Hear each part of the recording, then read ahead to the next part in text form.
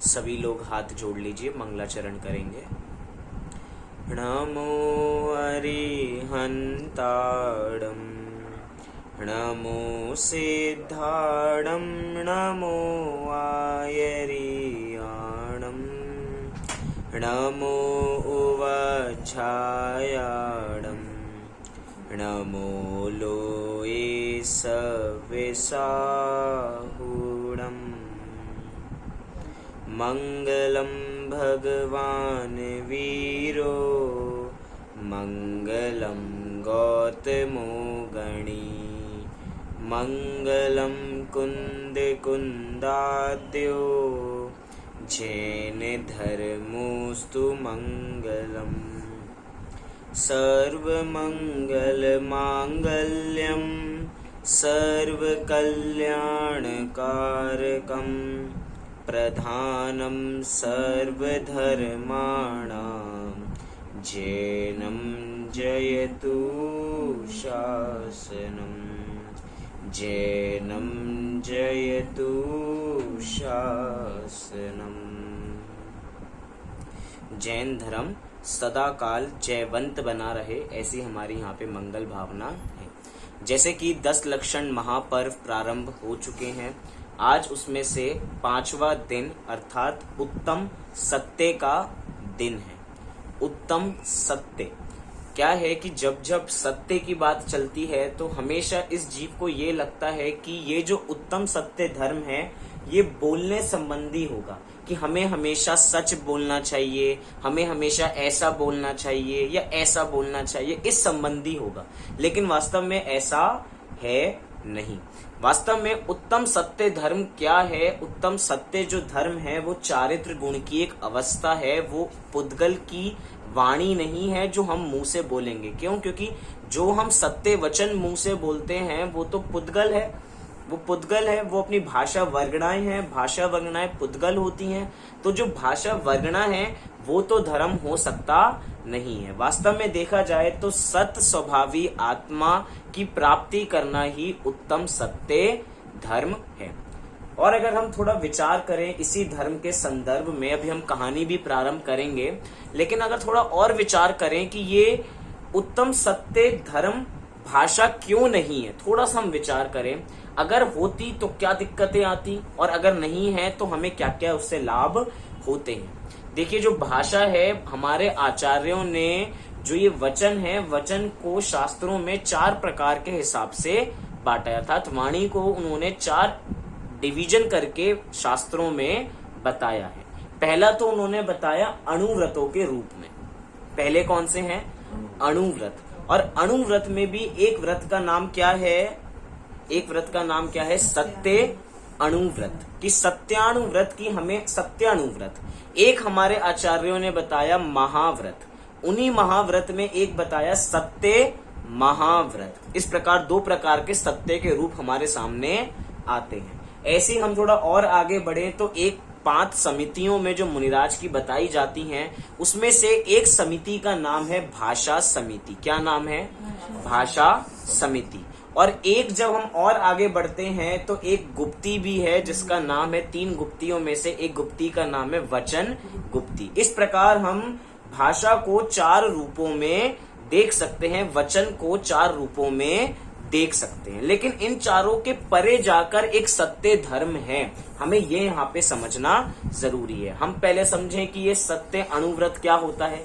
सत्य अणुव्रत माने कि हम सत्य का एक अंश बोलेंगे, अर्थात हम स्थूल झूठ नहीं बोलेंगे। इस प्रकार का नियम सत्य अणुव्रत के अंदर लिया जाता है। अणु माने अंश, एक अंश रूप में हमने झूठ का त्याग कर दिया, अर्थात हमने स्थूल झूठ का त्याग कर दिया। अभी हमारे साथ सूक्ष्म झूठ है। लेकिन अब अगला व्रत की हम आगे बढ़ते हैं एक लेवल और ऊंचा। तो अगला लेवल क्या है? सत्य महाव्रत। अर्थात अब हम स्थूल झूठ बोलेंगे नहीं और साथ साथ में सूक्ष्म झूठ भी नहीं बोलेंगे, अर्थात जब भी बोलेंगे हमेशा सत्य ही बोलेंगे। ऐसे सत्य महाव्रत के धारी होते हैं हमारे कौन? हमारे मुनिराज। एक होती है उसके बाद भाषा समिति। भाषा समिति माने क्या होता है? भाषा समिति माने कि जब भी मुनिराज बोलेंगे तो हित मित और प्रिय वचन ही अपने मुख से बोलेंगे, कठोर वचन नहीं बोलेंगे, किसी को अनाप शनाप बातें नहीं करेंगे, घर गृहस्थी की बातें नहीं करेंगे, वही बातें करेंगे, वही चर्चा करेंगे, वही वार्ता करेंगे जो सर्व के उदय की बात हो, अर्थात सर्वोदय की जो बात हो, मुनिराज ऐसी ही बात करेंगे। और चौथी बात ये है जिसका नाम है वचन गुप्ती, अर्थात वो मौन रहेंगे, वे वचनों के माध्यम से कुछ भी नहीं बोलेंगे। एक तरीके से हमें ये मार्गदर्शन दे रही हैं ये चार चीजें। देखो भैया कि ऐसा करो कि जहां बोलना नहीं हो वहां नहीं बोलने से काम चलता हो तो बिल्कुल भी मत बोलो। क्यों? शांत रहो। लोगों का क्या काम होता है कि दो लोग आपस में लड़ रहे होते हैं तो तीसरे को बीच में जाना होता है और तीसरा भी अपनी लड़ाई चालू कर देता है। लेकिन यहाँ पे क्या कह रहे हैं वचन गुप्ती के माध्यम से, जहां तुम्हारा काम ही नहीं है वहां तुम मौन रहो, अपने स्वरूप में ही रहो। लेकिन अगर बोलना भी पड़े तो कैसा बोलो? हित मित प्रिय बोलो, अर्थात भाषा को सीमित करके बोलो। भाषा समिति है ना, समिति माने सीमित करके उसको भाषा को बोलो, हित मित प्रिय वचन ही बोलो। और अगर और आगे बढ़ना है तो भैया क्या करो? महाव्रत को अंगीकार करो। और अगर महाव्रत भी अंगीकार नहीं कर पा रहे तो कम से कम सत्य अणुव्रत को तो अंगीकार करो। इस प्रकार की बात इन चारों में होती है। लेकिन उसके बावजूद भी ये जो चार हमने रूप देखे भाषा के, ये जो सत्य धर्म है ये चार से पार जाके एक धर्म है। क्यों? क्योंकि अगर ये हमने देखा, अगर ये भाषा स्वरूप होता तो ये सिद्धों के पास नहीं हो सकता था, क्योंकि सिद्धों के पास भाषा नहीं है। हम थोड़ा सा विचार करें कि अणुव्रत किसके पास होते हैं? अणुव्रत होते हैं गृहस्थों के पास, अर्थात वो मुनिराजों के पास नहीं होते। ऐसे ही हम जब अपनी कौन सी महाव्रत की बात करते हैं, सत्य महाव्रत की बात करते हैं, तो सत्य महाव्रत किसके पास होता है? वो मुनिराजों के पास होता है, वो गृहस्थों के पास नहीं होता। ऐसे ही भाषा समिति और साथ साथ में वचन गुप्ती ये मुनिराजों के पास होती है, ये गृहस्थों के पास नहीं होती है। और अगर इन चारों की हम बात करें तो ये चारों गृहस्थों के पास और मुनिराजों के पास होती है, सिद्धों के पास नहीं होती। लेकिन हम ऐसे धर्म की बात कर रहे हैं जो सभी सम्यक दृष्टि जीवों के पास होता है। इससे समझ में आता है कि धर्म कोई अलग चीज है। अगर धर्म बोलने संबंधित होता तो ये तो किसी पर्टिकुलर गुणस्थान में अटक के रह गया कि भैया इन्हीं गुणस्थानवर्ती जीवों को ये धर्म होगा, लेकिन नहीं, चौथे गुणस्थानवर्ती जीव से लेके सिद्ध भगवंतों तक ये धर्म अंतरंग में प्रकट होता है। जिसकी जैसी वीतरागता है उसके उतना ही अंतरंग में ये धर्म अंदर से प्रकट होता है।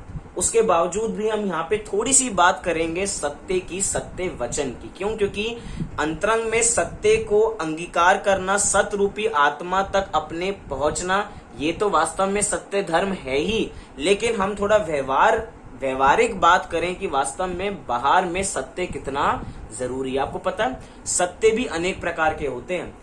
एक सत्य को अनेक प्रकार से बोला जा सकता है। क्यों? क्योंकि हम सब समझते हैं कि भैया झूठ बोलना अच्छी बात नहीं है, लेकिन कुछ लोग होते हैं वो कहते हैं भैया हम तो सत्य ही बोलते हैं, हमारे मुंह से तो हमेशा सत्य ही निकलता है। लेकिन क्या करें, हमारी भाषा इतनी कड़वी है, दूसरों को हमेशा हमारी बात बुरी लग जाती है। हम तो कुछ नहीं कर सकते, हमारे मन में जो दूसरे के बारे में आता है हम तो खरी खोटी उसको सुना देते हैं। हम अपने मन में कुछ भी नहीं रखते, हम तो हमेशा सत्य ही बोलते हैं। लेकिन हम उस सत्य को कैसे बोल रहे हैं, आइए इसकी कहानी के ऊपर छोटा सा गौर करते हैं। एक बार एक राजा अपने राजमहल में आराम से विश्राम कर रहे थे और एकदम सपना उन्होंने देखा। सपने में उन्होंने देखा कि एक पेड़ है जिस पेड़ पे एक भी पत्ती नहीं है और मात्र एक पत्ती एक टहनी पर टंगी हुई है। इतने में ही उनका सपना टूटता है। उनको लगता है कि आज मैंने बहुत बुरा सपना देखा है, भैया इसका फल तो मुझे जानना ही पड़ेगा। उन्होंने एक बहुत बड़े ज्योतिष आचार्य को बुलाया और अपना सपना बताया कि मैंने सपने में एक पेड़ देखा है, लेकिन उस पेड़ पे कोई भी पत्ते नहीं है, उस पे मात्र एक पत्ता है, आप इसका फल बताइए।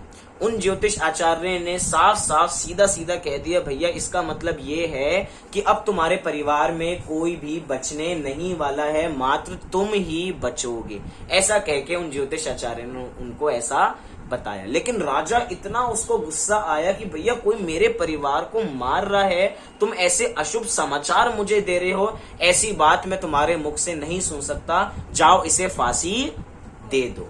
ऐसा उन्होंने कह दिया। इतने में ही, क्योंकि भैया मन तो संतुष्ट करना था राजा को, राजा ने दूसरे देश से एक दूसरे ज्योतिष आचार्य को बुलाया और अपना यही सपना बताया कि मुझे ऐसा ऐसा सपना आया है, इसका ऐसा ऐसा फल आप बताओ, जो मुझे भी मन में तो यही है कि जो मुझे अच्छा लगे। तो उन ज्योतिष आचार्य ने ऐसा कहा कि भैया इस सपने का अर्थ ये है कि तुम्हारी आयु अपने घर में सबसे ज्यादा लंबी रहेगी।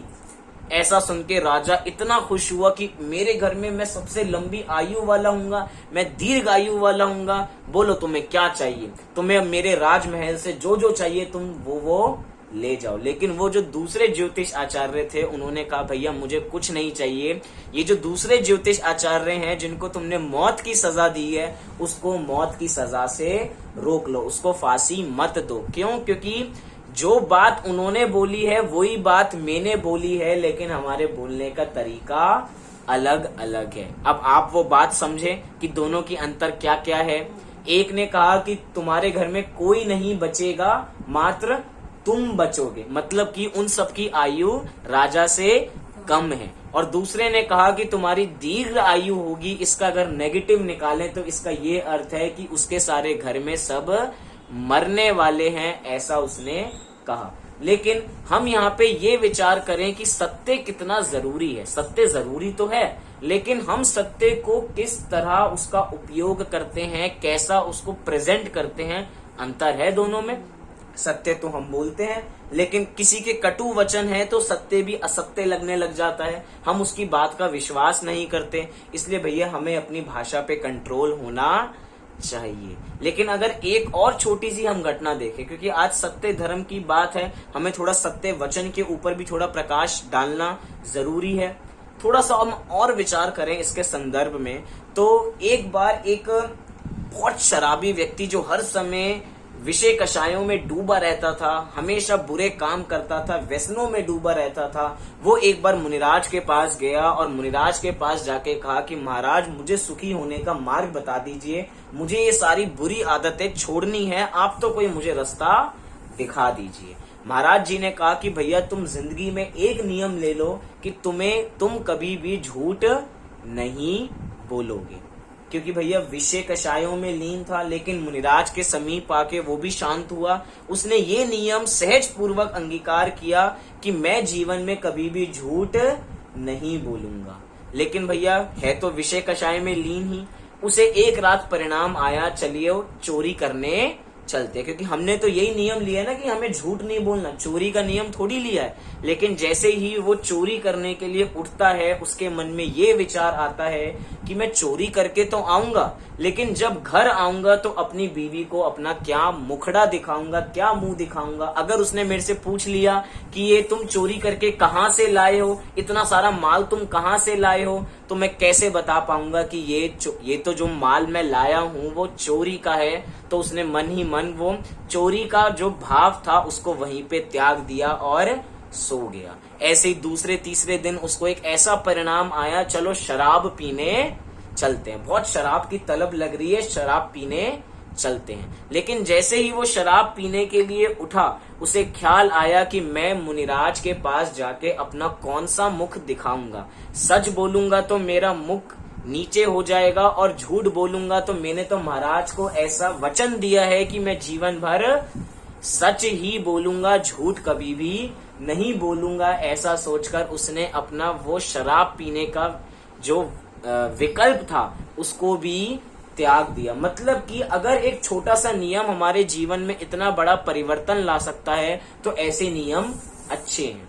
टीवी में तो कहते हैं कि दाग अच्छे हैं, यहाँ पे हम कह रहे हैं कि छोटे छोटे नियम अगर हम अपने जीवन में लेते हैं तो वो अच्छे हैं, हमारे जीवन को बहुत अच्छा और संतुलित बनाते हैं। इसीलिए हमें ऐसे नियम लेते रहने चाहिए। चाहे हम धीरे धीरे लें कि हम एक दिन हमेशा सच बोलेंगे, झूठ का कभी भी साथ नहीं देंगे, ऐसा हम विचार करें। और जैसे जैसे हम बढ़ते जाएंगे तो हमें पता लगेगा कि ये झूठ भी कैसे कैसे कृत कारित, अनुमोदना, उसमें भी हम भेद कर दें मन वचन काय के, तो कितने प्रकार से हम ना चाहते हुए भी झूठ की अनुमोदना कर देते हैं। नहीं भैया, ये सत्य धर्म है, वास्तव में आत्मा का धर्म है, लेकिन आत्मा का धर्म तो प्रकट होगा ही होगा, लेकिन हमें अपना बहिरंग भी सुधारना है, इसलिए हम इसके बारे में भी विचार करना चाहिए। चलिए अब हम अपनी कहानी की ओर आगे बढ़ते हैं।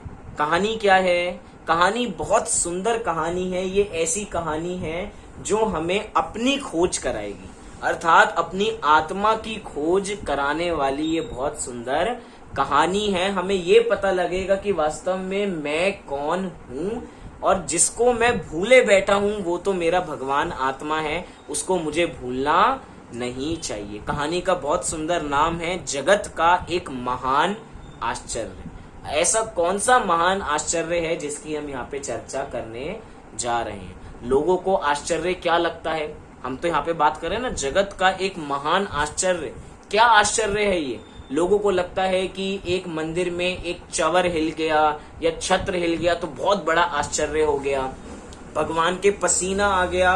वैसे तो भगवान के पसीना आना दोष है 18 दोषों में, लेकिन कुछ ऊपर से पानी गिर गया और वो पसीने के रूप में लोगों को लगा, तो लोगों को वो आश्चर्य लगने लग जाता है। छोटी छोटी बातों में अगर हल्का सा पत्थर हिल जाता है तो लोगों को लगता है ये तो आश्चर्य हो गया, ये तो अतिशय हो गया, लोगों को ऐसा लगने लग जाता है। लेकिन हम ऐसे अतिशय और ऐसे आश्चर्यों की बात नहीं करेंगे। हम एक ऐसे आश्चर्य, हम एक ऐसे अतिशय की बात करेंगे जो जगत में बहुत अनूठा है। अगर हमने उस अतिशय को प्राप्त कर लिया, अर्थात अपनी आत्मा को प्राप्त कर लिया, तो उससे बड़ा अतिशय कोई भी नहीं होगा। क्यों? क्योंकि हमारी आत्मा में ऐसे अनंत अतिशय हैं, ऐसे अनंत गुण हैं जो अपनी रोशनी बाहर फैला रहे हैं, लेकिन हम अपने को ना पहचान के उसको जानना नहीं चाह रहे। आइए कहानी को हम यहाँ से प्रारंभ करते हैं। एक गांव में एक विधवा औरत रहती थी। उसका एक कौशल्या नाम का पुत्र था। उसकी आर्थिक स्थिति साधारण थी। जब कौशल्या 15 वर्ष का हुआ तब माँ ने थोड़े से रुपए देकर उससे कहा कि बेटा तुम शहर में जाओ और इन पैसों से कुछ सामान ले आओ और व्यापार करो, जिससे अपनी आर्थिक स्थिति में कुछ सुधार आवे। क्योंकि घर में मात्र 2 ही लोग हैं। बच्चा अब बड़ा हो गया तो माँ ने कहा जाओ बेटा कौशल्या, तुम जाओ शहर में जाके कुछ पैसे कमाकर आओ और ऐसा व्यापार करो जिससे हमारी आर्थिक स्थिति थोड़ी ठीक हो जाए।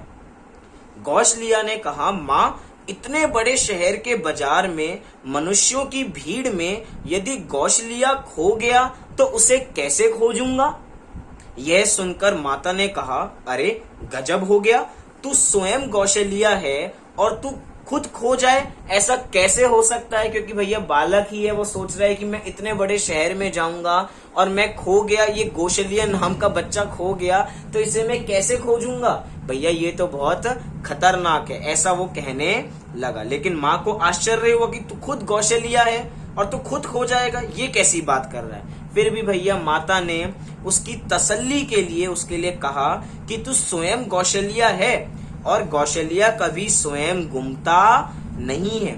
फिर भी यदि तुझे कौशल्या के खो जाने की शंका हो जाए तो मैं तेरे हाथ में धागा बांध देती हूँ, उसे देखकर तू यह निर्णय कर लेना कि कौशल्या नहीं खोया है। कि जब जब तुझे लगे कि कौशल्या इतने बड़े शहर में खो गया है, उस धागे को देखा कर, अगर तुझे वो धागा दिख जाए तो समझना कि कौशल्या नहीं खोया है, वो तो पूर्ण सुरक्षित है। आपको कहानी की थोड़ी थोड़ी रूपरेखा समझ में आने लगी होगी, मैं ऐसा समझ रहा हूं। मैं अभी डिस्क्लोज नहीं कर रहा, लेकिन सारी बातें हम अंत में करने वाले हैं। ऐसा उन्होंने धागा उसके हाथ पर बांध दिया। ऐसा कहकर माता ने उसके हाथ में धागा बांध दिया और कौशल्या भाई शहर में खरीदारी के लिए चल दिए। कौशल्या के पास थोड़ा ही रुपया था, इसीलिए उसे हल्दी, मिर्ची आदि परचूनी का सामान लेना था। शहर में जाकर उसने हल्दी आदि परचूनी के बाजार में दुकानों पर बहुत कम ग्राहक देखकर विचार किया कि यहाँ भीड़ बहुत कम है, अतः यहाँ सामान महंगा मिलेगा और सट्टा बाजार में बहुत भीड़ देखी, वहां सौदा सस्ता मिलेगा, ऐसा विचार कर वह वहां चला गया। सट्टे बाजार की भीड़ भाड़ में उसके हाथ का धागा छूट गया और उसके हाथ से धागा गिर गया। जैसे ही वो सट्टे के बाजार से बाहर निकला, क्योंकि उसको सट्टे के बाजार में जो सामान लेने गया था, क्या सामान लेने गया था, थोड़े से पैसों के साथ हल्दी मिर्ची आदि सामान लेने गया था, लेकिन उसको वो सामान प्राप्त तो हुआ नहीं। लेकिन वो जैसे ही वहां से बाहर निकला तो उसने अपना हाथ देखा और उसने उस धागे को अपने पास नहीं पाया और इतना परेशान हुआ कि गोशलिया खो गया, गोशलिया खो गया। हर जगह चिल्लाना चालू कर दिया कि गोशलिया खो गया, भैया उसे ढूंढो ढूंढो, मेरी माँ ने मेरे साथ भेजा था, वो गोशलिया खो गया है, वो मेरा भाई है, ढूंढो ढूंढो। ऐसा कह कह के वो बहुत परेशान होने लग गया। सट्टा बाजार में उसे हल्दी मिर्ची आदि सामान तो नहीं मिला, अतः उसने वहां से वापस आने लगा। वापस आते हुए उसने सोचा कि इतनी भीड़ में कहीं गोसलिया तो नहीं खो गया, जरा देख तो लूं एक बार। ऐसा विचार कर वह अपने हाथ में बंधे धागे को देखने लगा। धागा नहीं दिखने पर वह घबराया और पूरे शहर में गोशलिया को खोजने लगा, परंतु गोशलिया कहाँ से मिलता, क्योंकि वह तो माँ के कहे अनुसार धागा देख रहा था, उसे ही गोशलिया मान रहा था। अर्थात उसने उस धागे में ही गोशलिया की स्थापना कर दी थी। ऐसे ही एक और कहानी हमें मिलती है कि एक तोता और एक पिंजरा। बहुत सुंदर कहानी है वो तोते और पिंजरे की, कि एक बार तोता अपने पिंजरे को ही अपना राजमहल समझता था और ये समझता था कि भैया अगर ये पिंजरा मेरे पास नहीं होगा तो मैं तो मर ही जाऊंगा, इसके बिना तो मेरा जीवन ही नहीं है। वो वहीं पे अपने पंख फैलाता और वहीं पे खुशी खुशी रहता। लेकिन एक बार उसने पिंजरे से बाहर निकल के देखा और आसमान की ओर ऊंची दृष्टि की तो उसे दिखा कि इतने सारे पक्षी आसमान में उड़ रहे हैं, वो कोई पिंजरे में बंद नहीं है। तो एक बार उसके मालिक से वो पिंजरा खुला रह गया तो उसने सोचा कि पिंजरा तो अपने पास ही है, अपनी लाइफ लाइन तो यही है, एक बार उड़ के देख लेता हूँ, अगर कुछ लगा तो वापसी पिंजरे में आ जाऊंगा। वो एकदम पिंजरे से बाहर निकला और आसमान में उड़ता चला गया और कभी भी वापसी नहीं आया। क्यों? क्योंकि अभी तक इस तोते ने ये मान रखा था कि जब तक पिंजरा है तब तक मैं हूँ, जब पिंजरा गया तो मैं भी चला गया। अर्थात उसने अपनी स्थापना उसके अंदर कर रखी थी कि ये है तो मैं हूं। ऐसे ही हमने अपने में कहीं ना कहीं स्थापना कर रखी है कि ये है तो मैं हूं।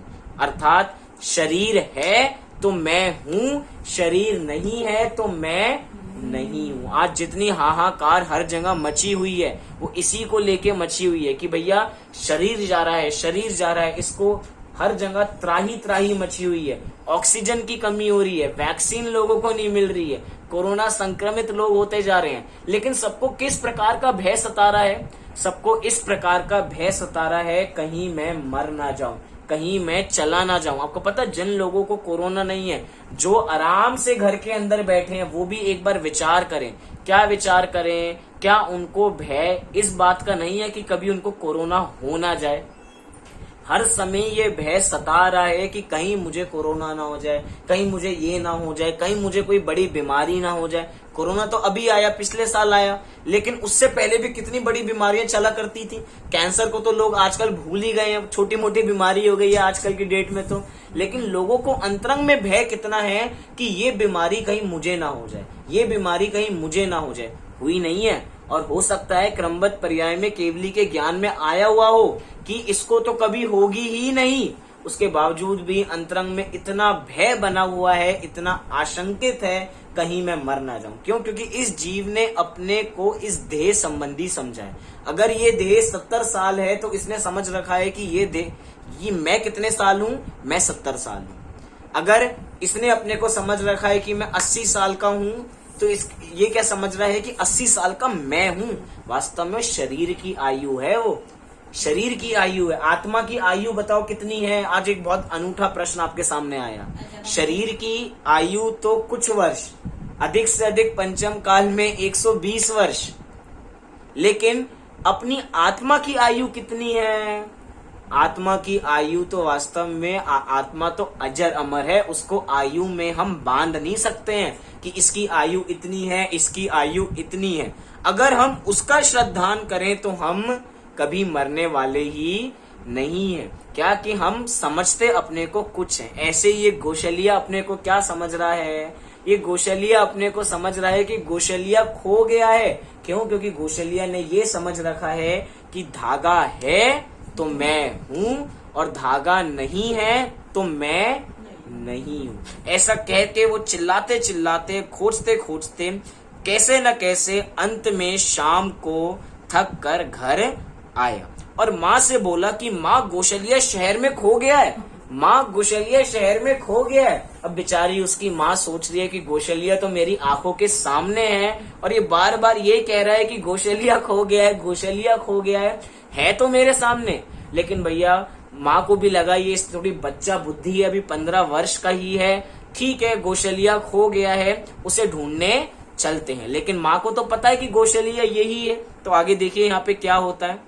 बच्चा कह रहा है कि माँ, गोशलिया शहर में खो गया है, मैंने उसे बहुत खोजा पर वह कहीं नहीं मिला, शायद वह गांव आ गया होगा, अतः अब मुझे टॉर्च दे दो, मैं उसे गांव में ढूंढने के लिए जाता हूँ। अब बताओ, ऐसे ही हमारी दशा हो रही है। हमारे पास अपना चैतन्य तत्व हमारे पास ही है, लेकिन हम पता ही नहीं कहाँ कहाँ उसको खोजने के लिए जा रहे हैं। कहीं हम उसको शास्त्रों में खोजने के लिए जा रहे हैं। देखिए, शास्त्र आधार तो हो सकते हैं, शास्त्रों के माध्यम से हमें आत्मा का स्वरूप पता तो लग सकता है, लेकिन आत्मा की प्राप्ति शास्त्रों से नहीं होगी। आत्मा की प्राप्ति आत्मा से ही होगी। क्यों? क्योंकि ध्यान करने वाला भी मैं हूं। जो पदार्थ खो गया है उसका वो स्वयं है, जिसको खोजना है वो भी वो स्वयं है। देरी किस बात की है? मात्र अपने को पहचानने की। लेकिन ये जीव ऐसी शास्त्र रूपी टॉर्चे लेके अपने को खोजने के लिए जाता है कि इस शास्त्र को पढ़ लूं तो मैं अपनी आत्मा को प्राप्त कर लूंगा। अब मैं अपना ज्ञान बढ़ा लूं तो मुझे आत्मा की प्राप्ति हो जाएगी। मैं अपना शयोपशम बढ़ा लूं तो मुझे ज्ञान की प्राप्ति हो जाएगी। इसको ये नहीं पता कि भैया मैं तो अपने में ही हूं, मुझे खोजने की आवश्यकता नहीं है। ऐसा हमें विचार करना चाहिए। ऐसे ही हमें व्यर्थ की टॉर्च बाहर लेके निकलना नहीं चाहिए। एक बार वो टॉर्च जो हम पर की तरफ दिखा रहे हैं, वो टॉर्च अगर हम अपनी तरफ दिखा लें, अपनी ओर झुका लें, तो हमें अपना चैतन्य तत्व दिखाई देने लग जाएगा। कितनी देर है? मात्र एक तरीके से कहते हैं ना, जिसको खुदा देखना है, खुदा देखने के लिए क्या करना पड़ेगा? गर्दन झुकाई और खुदा देख लिया। हमें गर्दन झुकाने की भी जरूरत नहीं है। हम बिना गर्दन झुकाए अपनी आत्मा की प्राप्ति कर सकते हैं। हमें ना आंख खोलने की जरूरत है, ना आंख बंद करने की जरूरत है, क्योंकि इन क्रियाओं में आत्मा नहीं है ना। आत्मा क्या है? लोग आत्मा की प्राप्ति किसी ना किसी तरीके से कराना चाहते हैं कि भैया तुम मेडिटेशन कर लो तो तुम्हें आत्मा की प्राप्ति हो जाएगी। कि आत्मा के जो प्रदेश है ना, वो नाक पर होते हैं, नाक के अग्रभाग पे। तो नाक का ध्यान करो।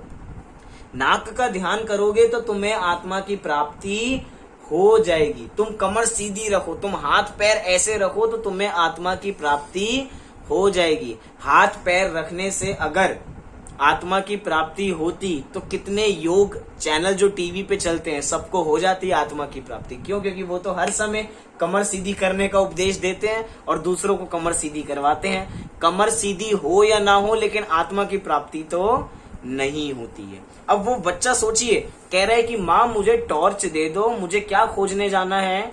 मुझे गोशलिया को खोजने जाना है। वो गोशलिया कहीं पर खो गया है, चलो उसे ढूंढने चलते हैं। अतः अब तुम मुझे टॉर्च दे दो, मैं उसे गांव में खोज लाता हूँ। माँ ने देखा कि उसके हाथ में से धागा गिर गया है, इसीलिए वो ऐसी बातें कर रहा है। ऐसे ही हमारे जो धर्मात्मा जीव होते हैं, ज्ञानी मुनिराज होते हैं, हमारे भगवंत होते हैं, वो बार बार हमें यही समझाते हैं कि भैया जिस शरीर को तू अपना मान रहा है, लगता है जब ये जीव अपने को भूल जाता है तो भगवान समझ जाते हैं कि इसने शरीर को अपना मान रखा है और शरीर जा रहा है तो इसको लग रहा है कि मैं जा रहा हूं। तो बार बार जिनवाणी हमें ये उपदेश देती है कि भैया शरीर से ममत्व मत करो। किस शरीर को ममत्व हम करने में लगे हुए हैं? जो अपना है ही नहीं। हम रात दिन उसके प्रयासों में लगे हुए। आज जितनी हॉस्पिटलों में भीड़ है ना, वो किस चीज के लिए है? वो आत्मा को बचाने के लिए नहीं है, वो शरीर को बचाने के लिए है कि किसी तरह शरीर बच जाए, किसी तरह शरीर बच जाए। भैया शरीर बचाओ या ना बचाओ, अगर आत्मा को सही समय हमने नहीं बचाया, क्यों? क्योंकि किसी का समय नहीं पता ना, किसका समय कब आ जाए। आज के समय में तो हम ये भी नहीं कह सकते कि एक नॉर्मल आयु 80-90 वर्ष होगी कि इसमें जाके मरण होगा, कि एक बार को बाद में धर्म कर लेना। ये तो ऐसी एक पैंडेमिक आ गया है कि इस समय 24-24 साल के लोग जा रहे हैं, कैसे कैसे छोटी छोटी उम्र के लोग जा रहे हैं। हम कहें कि हम बाद में धर्म करेंगे, हम बाद में धर्म करेंगे, वो बात कब आने वाला है? अब हम तो ये नहीं कह सकते कि किसने घर के बाहर पैर रखा है वो अब घर के अंदर आएगा या नहीं आएगा, उसका चेहरा देखने को भी मिलेगा या नहीं मिलेगा। सही समय अभी है, जब जागो तभी सवेरा। ये पंक्ति यहाँ पे सिद्ध हो जाती है। शेर की पर्याय वाला जीव शेर की पर्याय में जागा और उसने शेर की पर्याय में ही सम्यक दर्शन ले लिया। जब जागो तभी सवेरा।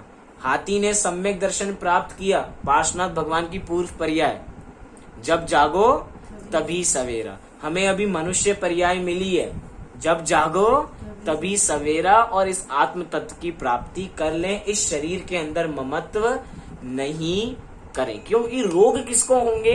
रोग शरीर को होंगे। आजकल लोग कह रहे हैं ना, हमें अपनी कौन सी शक्ति बढ़ानी है? इम्यूनिटी पावर बढ़ानी है। हमने रोग प्रतिरोधक क्षमता हमें अपनी सही करनी है। किसकी रोग प्रतिरोधक क्षमता हमें सही करनी है? शरीर की, अपनी आत्मा की। हम पहले अपने आत्मा को उस रोग से तो बचाएं, उस मिथ्यात्व रूपी रोग से बचाएंगे तो शरीर भी स्वस्थ रह जाएगा। लेकिन अगर इसको नहीं बचाएंगे तो बाहर कुछ होने वाला नहीं है। रथकंठ शाफकाचार्य में बहुत सुंदर कहा है कि आपको पता है, ज्ञानी जो अपनी आत्मा को ध्याते हैं, जो अपनी आत्मा को प्राप्त करते हैं, उनका अपवित्र देह भी पवित्र हो जाता है। क्या कहा? जो अपनी आत्मा को भी प्राप्त करते हैं, सम्यक दर्शन, सम्यक ज्ञान, सम्यक चारित्र की प्राप्ति करते हैं। वैसे तो शरीर अपवित्र है, लेकिन जो लोग रत्नत्रय की प्राप्ति करते हैं, उनका अपवित्र शरीर भी पवित्र हो जाता है। क्यों? क्योंकि इतनी उसकी स्वच्छता है कि ऐसे ऐसे चमत्कार प्रकट होते हैं, ऐसे ऐसे आश्चर्य प्रकट होते हैं, ऐसे ऐसे अतिशय प्रकट होते हैं। तो इसके बारे में हम विचार करें यहाँ पे। अब यहाँ पे क्या हुआ कि माँ ने देखा कि उसके हाथ से धागा गिर गया है। अतः माँ बोली, बेटा अभी तू बहुत थक गया है, सुबह से शाम तू थक गया, तो थोड़ी देर सो जा। सो जाएगा और सुबह हम दोनों साथ में खोजने के लिए जाएंगे। जब वह रात को सो गया तब माँ ने उसके हाथ पर पुनः धागा बांध दिया। जब वह सुबह सोकर उठा तो उसके हाथ में धागा बंधा था और बोला कि माँ कौशल्या मुझे मिल गया है, कौशल्या मुझे मिल गया है। वो तो कहीं खोया ही नहीं था, ये तो मैं ही था, ये तो मैं ही था, वो तो कहीं खोया ही ना था। अच्छी बात है, आपने मुझे रात को सुला दिया, नहीं तो मैं व्यर्थ उसको बाहर में खोजता रहता। तब माता ने कहा, अरे बेटा, कौशल्या कहीं नहीं खोया था, कौशल्या तो कौशल्या में ही था, लेकिन तेरा ज्ञान खो गया था, इसीलिए तू उस कौशल्या को ढूंढ नहीं पा रहा था। जब हाथ में धागा नहीं बंधा था तब भी तू था, और जब हाथ में धागा बंधा है तब भी तू ही है। परंतु जब धागा टूट गया था तब तुझे ऐसा भ्रम हो गया था कि मैं नहीं हूँ और कौशल्या खो गया है। अतः तू स्वयं को ही बाहर मत खोज, तू अपने को अंतरंग में खोज, तो तुझे अपनी खोज अर्थात जो तेरी खोज है वो खोज पूरी हो जाएगी और तुझे अपनी आत्मा की प्राप्ति हो जाएगी। इस जीव को ऐसा ही भ्रम हो जाता है कि हम कुछ और हैं, हम पर पदार्थ हैं। ऐसी एक और कहानी बहुत प्रसिद्ध है, एक ऊँटों की कहानी, कि एक रेगिस्तान में एक व्यक्ति के पास 500 ऊँट थे उसके पास सारे ऊंट बांधने के लिए रस्सियां थी, उसके पास 499 रस्सियां थी, लेकिन उसके पास एक रस्सी नहीं थी। अब वो एक ऊंट को कैसे बांधे? भैया हमें इतना सारा सामान लेके जाना है, अब एक ऊंट रात को कहीं चला गया तो हमें यहाँ पे विश्राम करना है, तो उसने सारे ऊंट बांध दिए लेकिन एक ऊंट नहीं बांध पाया। तो एक बुद्धिमान व्यक्ति ने बताया कि तुम क्या करो कि उस ऊंट को बांधने की एक्टिंग करो, उसको ऐसे बिठाओ और उस ऊंट को बांधने की एक्टिंग करो कि मैंने इस ऊंट को गले में बांध दिया और उसको खूंटी से गाड़ दिया, अब तुम कहीं पर भी नहीं जाओगे। उसने कहा भैया ऐसा तो चला जाएगा, वो तो रुकने थोड़ी वाला है, इतना बुद्धू थोड़ी है वो तो उठ के चला जाएगा। लेकिन जब वो सुबह उठ के देखता है तो सारे ऊंट, क्या कहता है वो, कि सभी ऊंटों को जगाता है और उनकी रस्सियां खोलता है और सभी ऊंट चलने लग जाते हैं। लेकिन वो एक ऊंट जिसके गले पर पट्टा नहीं बंधा था वो वहीं पे बैठा हुआ था। तो कहा तू उठना, उठ क्यों नहीं रहा? तो उसी बुद्धिमान व्यक्ति ने समझाया भैया तुमने उसको बांध दिया था ना, जब तुम उसको खोलने की एक्टिंग करोगे तभी वो उठेगा। क्यों? क्योंकि इसको ऐसा भ्रम हो गया है कि मैं तो बंधा हुआ हूँ। वास्तव में वो बंधा हुआ नहीं था, वो ना पहले बंधा था ना बाद में बंधा था। ऐसे ही हम ना अभी शरीर से बंधे हैं ना बाद में शरीर से बंधने वाले हैं, लेकिन ये इस जीव की मिथ्या बुद्धि इसको अपना मान के अपने संसार को खराब करती और अनंत काल से खराब करती आ रही है और अभी भी नहीं करेगी। तो मनुष्य भव बहुत दुर्लभ है, पता नहीं कब जाके हमें फिर से ऐसा उत्तम संयोग इस उत्तम मनुष्य भव के साथ मिले और अपना जैन धर्म भी साथ में मिले। कौशल्या के समान अज्ञानी जीव अनादि काल से अपने स्वरूप को भूल रहा है और जड़ शरीर के अस्तित्व से ही अपना अस्तित्व मान रहा है। आयु पूर्ण होने पर जब शरीर छूट जाता है तब अज्ञानी मानता है कि मेरी मृत्यु हो गई और मेरा नाश हो गया। इस प्रकार जड़ शरीर के अस्तित्व से अपना आत्मा का अस्तित्व मानना धागा के अस्तित्व से अपना अस्तित्व मानने वाले कौशल्या के जैसी मूर्खता भरा काम है। अगर हम धागे की अस्तित्व में अपना अस्तित्व मानते हैं, शरीर के अस्तित्व में अपना अस्तित्व मानते हैं, तो हमारी सबसे बड़ी मूर्खता है कि भैया इस शरीर को हम किसी तरह स्वस्थ बना लें, किसी तरह ये हमें इंजेक्शन मिल जाए, चाहे हमें दुगने पैसे तिगुने पैसे, चाहे हमें काला बाजारी करनी पड़े, किसी तरह ब्लैक में भी मिल जाए, लेकिन इस शरीर को हम बचाएंगे, किसी भी ना किसी तरह शरीर को बचाएंगे। शरीर को तो हम बचा लेंगे लेकिन इस मनुष्य भव को हम कैसे बचाएंगे? क्यों? क्योंकि अगर अभी शरीर का इतना राग है, क्या देखिए विचार कीजिए, जो प्रतिकूलता होती है, मुनिराज के पास भी प्रतिकूलता आती है लेकिन वो धर्म को नहीं छोड़ते हैं। जो जीव प्रतिकूलताओं में हाय तौबा हर समय करते हैं, शरीर के राग में ही डूबे रहते हैं, तो जिस समय उनकी हाय तौबा नहीं होगी उस समय तो वो और शरीर को सुधारने में लगे रहेंगे, क्योंकि अब तो उनके पास भरपूर समय है शरीर को सुधारने का। हम डेली रूटीन चालू करेंगे अपने शरीर को सुंदर बनाने से। विचार करें अपने अपने संदर्भ में। अज्ञानी जीव 5 इंद्रियों के विषयों में सुख की कल्पना करता है, परंतु सुख तो अपने आत्मा का स्वभाव है, अर्थात सुख तो अपने आत्मा में ही भरा हुआ है। उसकी खबर नहीं होने के कारण अज्ञानी हमेशा 5 इंद्रियों के विषयों में ही सुख खोजता है जहां सुख होता नहीं है। जिस प्रकार कौशल्या स्वयं था फिर भी स्वयं को खोया हुआ समझकर स्वयं को ही भार में खोजता रहा, इसी प्रकार अज्ञानी जीव, इसको थोड़ा इम्प्रोवाइज कीजिए, इसी प्रकार मैं स्वयं सुख स्वरूप होने पर भी उस सुख स्वभाव की श्रद्धा के अभाव में अपने सुख को बाहर में खोजता रहा हूँ। परंतु जिस प्रकार बाहर में कौशल्या नहीं मिला, उसी प्रकार जीव को बाहर इंद्रियां विषयों में भी कभी सुख की प्राप्ति होने वाली नहीं है। चाहे वो लाख कोशिश करे, उसे कौशल्या मिलने वाली नहीं है। क्या है कि ये जो जीव है वो बहुत धुंधला हो गया है। कैसे धुंधला हो गया है? क्योंकि इसके ऊपर अनंत परमाणुओं की परत चढ़ गई है।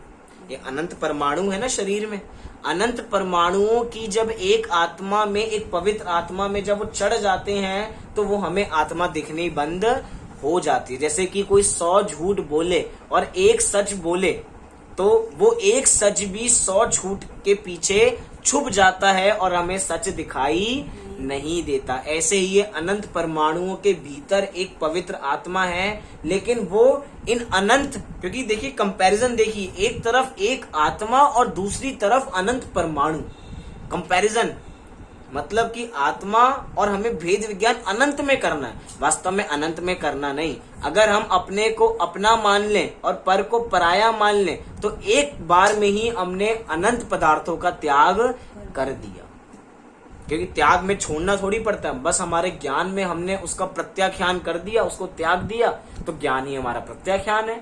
इस प्रकार की बात यहाँ पे कही गई है। जब अज्ञानी जीव श्री गुरु के उपदेश से आत्मा के अद्भुत महात्म की बात सुनता है, तब उसे प्रश्न उठता है कि ऐसा आत्मा मुझे दिखता क्यों नहीं है।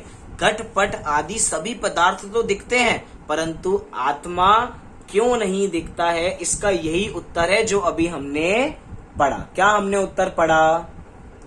मैंने अभी कहा कि हमारे अनंत परमाणुओं के बीच में एक आत्मा ओझिल हो रही है, हमें उस ओझिल आत्मा को देखना है, और हम जैसे ही उसको प्राप्त करेंगे तो हमें वो अनुभूति होगी, वो सुख की अनुभूति होगी और हमें सत्य की प्राप्ति होगी।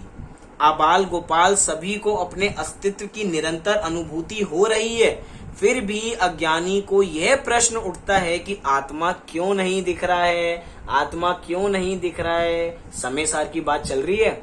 आबाल गोपाल आत्मा सबको सहज सुलभ है, सबके ज्ञान में हर समय आत्मा आ रही है। भैया गोपाल को तो आ रही है, गोपाल माने ज्ञानी जीव को तो आ रही है आत्मा, लेकिन क्या अज्ञानी के भी ज्ञान में आत्मा आ रही है क्या? आप बताइए, अज्ञानी के ज्ञान में आत्मा आ रही है या नहीं आ रही है? आ रही है, लेकिन वो उसको पहचान नहीं रहा है। ये जो मैं देखता हूँ, मैं बोलता हूँ, ये जो अंतरंग में जो सब कुछ जानने देखने वाला है ना, चाहे इसने मिलावट कर दी है, इस आबाल अर्थात इस अज्ञानी ने मिलावट कर दी है, लेकिन ये तो समझता है ना कि जब ये जीव शरीर से अलग होता है तो ये अलग है और मैं अलग हूँ। कुछ अलग था जिसके कारण ये मैं जान और देख पा रहा था। इसलिए भैया आबाल गोपाल सभी को अपने अस्तित्व की निरंतर अनुभूति हो रही है, फिर भी ये प्रश्न उत्पन्न होता है। तो श्री गुरु उसको क्या समझाते हैं कि भाई ये घटपट आदि पदार्थों को जानने वाला कौन है?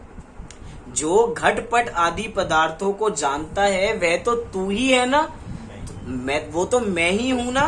तू घटपट आदि पदार्थों को तो जानता है और इन पदार्थों को जानने वाले आत्मा को नहीं जानता, ऐसा कैसे हो सकता है?